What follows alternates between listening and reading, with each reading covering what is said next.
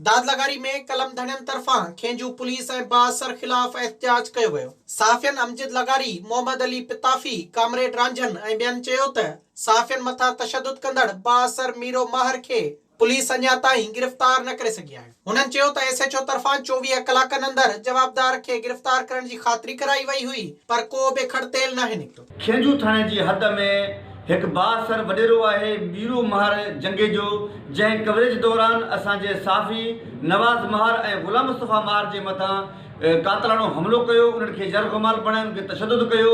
उन खां बाद में साफ़ी सरापा एहतजाज हुया खेंजू थाणे ते। उते SHO 24 कलाक जो टाइम हुयो, जंहिंखे 48 कलाक हुअण बावजूदि अञा ताईं बाअसर मीरो महर गिरफ़्तार न थियो। खेंजू जे इलाइक़े में साफ़ी नवाज़ महर ऐं साफ़ी गुलाम मुस्तफ़ा महर हिकिड़े कवरेज जे लाइ विया। उते बाअसर हिकिड़ो वॾेरो आहे, पंहिंजा वाठा वठी उहो वॾेरो मीरू महर जेको आहे साफ़ियुनि ते तशद्दुद कयो, उनखे यरगमाल करे उनको कैमराऊं वग़ैरह फुर करण जी कोशिशि कई। असां सॼी इहा जेका हक़ीक़त SHO खेंजू खे ॿुधाई। SHO खेंजू बजाए साफ़ियुनि जी मदद करण जे उहो बि वॾेरे सां जेको वेंगारो बणिजी वियो। अॻवाननि मुतालबो कयो त जवाबदार खे गिरफ़्तार करे न आयल SHO खे हटायो वञे। विज़िट कयो अवामी आवाज़ मीडिया ग्रुप जी वेबसाइट awamiawaz.pk।